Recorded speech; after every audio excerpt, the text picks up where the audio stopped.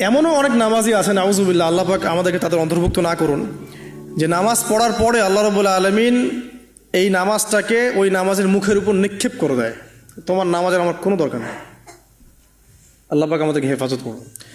ধীর স্থিরভাবে পড়েন, রিল্যাক্সে, তারা আর কিচ্ছু নাই। ওমা খালাকতুল জিন্না ওয়াল ইনসা ইল্লা লিয়াবুদুন, শুধুমাত্র আল্লাহর ইবাদত করার জন্যই তো পৃথিবীতে এসেছি। হোক না দোকানটা 5টা মিনিট পরে খুললে কি হবে? হ্যাঁ, জমিতে যান, জমিতে আধা ঘন্টা পরে গেলে কি হবে? যে আল্লাহ পাক আপনাকে বাঁচিয়ে রাখতে পারেন, সে আল্লাহ পাক আল্লাহর পথে সময় দিলে আপনাকে অফুরন্ত রিজিকও তো দিতে পারেন না?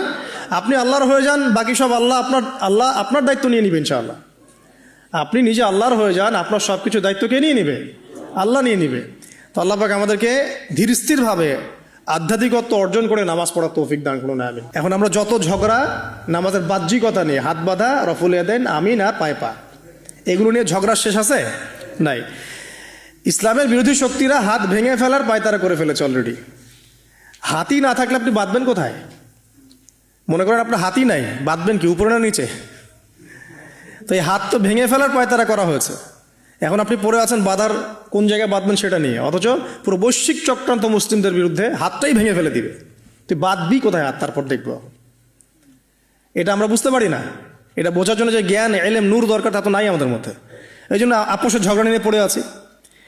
যে ছোটোখাটো যে ইখতিলাফি মাসআলাগুলো চলে আসছে দীর্ঘদিন থেকে, এগুলোর কোনো সমাধানে আসতে পারবে না কিন্তু কেউ। পক্ষে বিপক্ষে কথা চলতেই থাকবে কিয়ামত পর্যন্ত, ওইগুলো নিয়ে আমরা ব্যস্ত আছি। তো আমি রিকোয়েস্ট করবো, নামাজের আধ্যাত্মিকত্বের দিকে ফোকাস করেন। নামাজের আধ্যাত্মিকত্ব কি? আপনি আল্লাহর সামনে দাঁড়িয়েছেন, দুনিয়ার সাথে এখন আপনার কোনো সম্পর্ক নাই, আপনি এবং আল্লাহ, মাঝখানে কিছু নাই।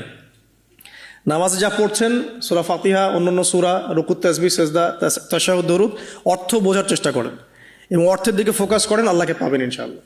সিজদায়, রুকুতে যখন যাচ্ছেন, আপনি চিন্তা করেন যে আপনি মহাবিশ্বের মহা শক্তিধর আল্লাহ রাব্বুল আলামিনের সামনে মাথা নত করেছেন। আপনি চিন্তা করেন যে আল্লাহ আপনাকে দেখছেন। এখন যখনই মানুষ নামাজে দাঁড়ায়, আল্লাহ পাক তার দিকে দৃষ্টি নিবদ্ধ করে, এবং যখন মানুষ এদিক ওদিক তাকানো শুরু করে নামাজে, আল্লাহ পাক মুখ ঘুরিয়ে নেন। হ্যাঁ, নামাজে ওই যে আমরা যে ডিজিটাল নামাজ পড়ি না, এখন ডিজিটাল মানে 4 রাকাত নামাজ 4 মিনিটে শেষ। এক রুকু করলে সেজদা পাওয়া যায় না, সেজদার তাসবিহ পড়লে আবার এদিকে দেখা যায় যে দ্বিতীয় সেজদায় চলে গেছে অলরেডি ওঠার আগেই। অনেক ক্ষেত্রে ইমাম সাহেবরাও খুব দ্রুত নামাজ পড়ান, অনেক দ্রুত পড়ান। এত দ্রুত নামাজ পড়াবেন কেন? নামাজ জামাতে পড়লে সংক্ষিপ্ত করতে বলা হয়েছে, কিন্তু এত দ্রুত তো পড়তে বলা হয় নাই। এখনও দেখবেন মক্কা মদিনায় গিয়ে নামাজ দেখবেন, মাশাআল্লাহ, নামাজটা তাদের মাশাআল্লাহ, এটার প্রশংসা না করলে হক আদায় হবে না। নামাজটা অসাধারণ, ধীর স্থিরভাবে। ফজরের নামাজ 20 মিনিট, 15 মিনিট, 20 মিনিট পড়াচ্ছে নামাজ, রিল্যাক্স। নামাজে দাঁড়ালে চমৎকার তেলাওয়াত হচ্ছে, আপনি ভুলে যাচ্ছেন নিজেকে। তেলাওয়াত হবে চমৎকার, এবং সবচেয়ে ভালো যিনি তেলাওয়াত করতে পারেন তাকে নামাজে দিতে হবে। রিল্যাক্সে নামাজ পড়বে। ক্ষেত্র বিশেষে আপনি শর্ট করতে পারেন, কিন্তু সবসময় কেন আমরা 4 রাকাত নামাজ 3 মিনিটে শেষ করে দেব? আবার নামাজের পর দোয়াটা হবে লম্বা, অথচ নামাজটাই ছিল দোয়া, নামাজটাই কিন্তু দোয়া। এখন সেজদায় আমরা যদি কান্নাকাটি করতে না শিখি, আল্লাহর সামনে আমি মাথা নত করেছি, এখানে নিজের মনের যত আবেগ, আকুতি, দোয়া, এগুলো আল্লাহর সামনে ঢেলে না দিতে পারি, এই দোয়া কালাম না শিখি, তাহলে তো নামাজের আধ্যাত্মিকত্ব অর্জন হলো না। সাহাবীরা কেমন করে নামাজ পড়তেন যে নামাজ পড়ার পরেও তাদের গা থেকে তীর বের করা যায়? কিভাবে তারা নামাজ পড়তেন? তাহলে নবী সাল্লাল্লাহু আলাইহি ওয়াসাল্লাম কিভাবে নামাজ পড়তেন যে নামাজ পড়ার ফলে তার পা মোবারক ফুলে যাইত? 1 রাকাতে তিনি 4 পারা কোরআন তেলাওয়াত করতে পারলেন কিভাবে? তো দেখুন, আল্লাহকে পাওয়ার সবচেয়ে সেরা মাধ্যম কি? নামাজ। তার আগে বলেছি নবী সাল্লাল্লাহু আলাইহি ওয়াসাল্লামের অনুসরণ। আল্লাহকে পাওয়ার তৃতীয় একটা মাধ্যম বলে দিই আমি, সওম বা রোজা রাখা। অল্প সময় ঘুরিয়ে নিচ্ছি, সওম বা রোজা রাখা। রোজা কেন আল্লাহকে পাওয়ার মাধ্যম জানেন? কারণ রোজা রাখা অবস্থায় আমরা কিন্তু গোপনে পানাহার করি না, করি? আমরা রোজা রেখেছি, গোপনে কিন্তু পানি খেতে পারি, কেউ দেখবে না। গোসল করছেন, আপনি পানি খেতে পারেন, কেউ দেখবে না। লুকিয়ে লুকিয়ে আপনি কিন্তু খাবার খেতে পারেন, কেউ দেখবে না, বাসায় কেউ নাই দেখার, কিন্তু আপনি খান না। আপনি সবর করেন, সহ্য করেন, একদম সূর্যাস্তের সময় গিয়ে আপনি ইফতার করেন। এই যে কাজটা আপনি কেন করেন? কারণ আপনি ফিল করেন যে আল্লাহ আপনাকে দেখছেন।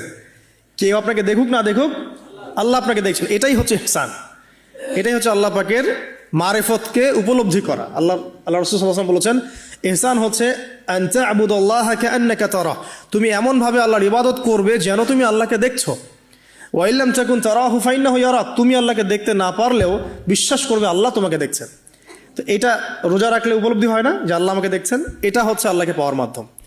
এই জন্য রমাজানের রোজা অবশ্যই রাখবো ইনশাআল্লাহ। পাশাপাশি এই যে সোমবার, বৃহস্পতিবার বা এই যে মাসের 3 দিন আইয়ামে বীজের সওম আছে, 13, 14, 15, আরাফার সওম, আশুরার সওম বা নফল সওম, এগুলো রাখার অভ্যাস করলে আল্লাহকে পাওয়া যাবে ইনশাআল্লাহ তাআলা। আল্লাহ পাক আমাদেরকে বেশি বেশি সওম রাখার তৌফিক দান করুন। এবং আমাকে আপনাদের সবাইকে বিগত জীবনে আমরা যারা বিভিন্ন সময় সওম রাখি নাই বা রাখতে পারি নাই বা বিভিন্ন সালাত পড়ি নাই, পড়তে পারি নাই, এগুলোকে হিসেব করে আদায় করার তৌফিক আল্লাহ পাক দান করুন, আমিন। 4 নম্বর একটা মাধ্যম বলে দিয়ে আল্লাহকে পাওয়ার, সেটা হলো তিলাওয়াতে কোরআন। কোরআন তেলাওয়াত যে যত বেশি করবে, অর্থ উপলব্ধি করে পড়বে, সে আল্লাহ পাককে চাক্ষুষ পাবে ইনশাআল্লাহ। মানে আল্লাহ রাব্বুল আলামিন একটা চিঠি দিয়েছেন মনে করেন আপনাকে। আপনার একজন কথার কথা এক্সাম্পল দিচ্ছি যে আপনার কোনো একজন বন্ধু আছে অনেক দূরের কোনো দেশে, তা আপনি তাকে দেখেনও নাই, আপনি তাকে চিনেনও, মানে আপনি তার চেহারা দেখেন নাই, তাকে চিনেন না, তার সাথে যোগাযোগের মাধ্যম হচ্ছে আপনার চিঠি বা মেসেজ, ঠিক আছে? এখন সে আপনাকে কিছু মেসেজ পাঠালো, এই মেসেজের মধ্যে সে কিছু ইনস্ট্রাকশন দিয়েছে যে এইগুলো করতে হবে, এগুলো করতে হবে, বা আপনার প্রতি ভালোবাসার ইজহার করছে। এখন এই মেসেজটা যদি আপনি পড়তে পারেন, তাহলে আপনি আপনার বন্ধুর সাথে একটা কানেকশন তৈরি করলেন না? বুঝতে পারছি না? আচ্ছা, এখন সমস্যা হচ্ছে কি, আমরা ওই মেসেজটা পড়তেই পারি না। আমরা তো কোরআনটা পড়তেই জানি না, তাহলে মেসেজটা পাবো কিভাবে? আর যারা পড়তে জানি সেই ভাষাটা বুঝি না। এখন ওই বন্ধু মনে করেন চিঠি লিখেছে বাংলা ভাষায়, আর আপনি বাংলা পড়তে জানেন না, তাহলে কি পারবেন উপলব্ধি করতে তার মনের ভাব, সেই বন্ধুর আবেগ, ভালোবাসা, প্রেম আপনি কি উপলব্ধি করতে পারবেন? লিখেছে সে উর্দু দিয়ে বা ইংরেজিতে, আপনি ইংরেজি বোঝেন না, ইংরেজি লিখতে পারেন না, তাহলে কি আপনি তার চিঠি বুঝতে পারবেন? এখন আমরা যেহেতু আরবি বুঝি না, এই কারণে কোরআনের মধ্যে কি বলেছেন আল্লাহ রাব্বুল আলামিন আমরা উপলব্ধি করতে পারছি না। আমি কি বুঝাতে পারছি? তো কোরআন শুধুমাত্র তিলাওয়াত করা যথেষ্ট নয়। তিলাওয়াত করলে আপনি প্রত্যেক হরফে 10 নেকি পাবেন, কোনো সমস্যা নাই, কিন্তু ওই মেসেজটাকে উপলব্ধি করতে হলে আপনার অর্থটা জানতে হবে। অর্থ জানলে পরে আপনি দেখবেন আল্লাহকে আপনি চাক্ষুষ সামনে পাচ্ছেন ইনশাআল্লাহ তাআলা। আপনি হতাশ হয়েছেন, হতাশা দূর করার জন্য সূরা আছে কোরআনে। বিপদে পড়েছেন, বিপদ দূর করার সূরা আছে কোরআনে। আপনার রিজিকের সমস্যা কাটানোর সূরা কোরআনে আছে। কোনো হাজতের প্রয়োজন, সূরা ইয়াসিন, হাজতের সূরা চলে আসে। অসুস্থ হয়েছেন, শেফার সূরা কোরআনে আছে। বা কাউকে জিন টোনা করা হয়েছে, বানটোনা করা হয়েছে, ওর শেফাও কোরআনে আছে। এমন কোনো বিষয় নাই যেটা আল্লাহ রাব্বুল আলামিন কোরআনের মধ্যে নাজিল করেন নাই। ব্যবসা করতে চান, কোরআন কথা বলবে, ঠিক আছে? আপনি সামাজিক বিষয়ে ডিল করতে চান, সূরা হুজুরাত কথা বলবে। আপনি ইতিহাস ভালোবাসেন, কোরআনে ইতিহাস দিয়ে ভর্তি করা আছে। আপনি কাব্য ভালোবাসেন, কবিতা পড়তে ভালোবাসেন, কোরআনের মধ্যে কবিতা দিয়েও ভর্তি আছে। আর রহমান আল্লামাল কোরআন খলাকাল ইনসান, এখানে ছন্দ আছে না? প্রত্যেকটা ছন্দ, ওয়ান নাজমি ইযা হাওয়া মা আদাল্লা সাহিবুকুম ওয়া মা গাওয়া ওয়া মা ইয়ানতিকু আনিল হাওয়া, ছন্দ আছে না? আপনি উপন্যাস ভালোবাসেন, কোরআনে অনেক উপন্যাস আছে, পড়ে দেখেন। যা চান তাই পাবেন কোরআনে। এক কথায় আপনি আল্লাহকে পাবেন কোরআনের মধ্য দিয়ে। তো কোরআনের সাথে যার সম্পর্ক যত বেশি, আল্লাহর মারেফত সে তত বেশি পাবে ইনশাআল্লাহু আজ্জা ওয়া জাল্লা।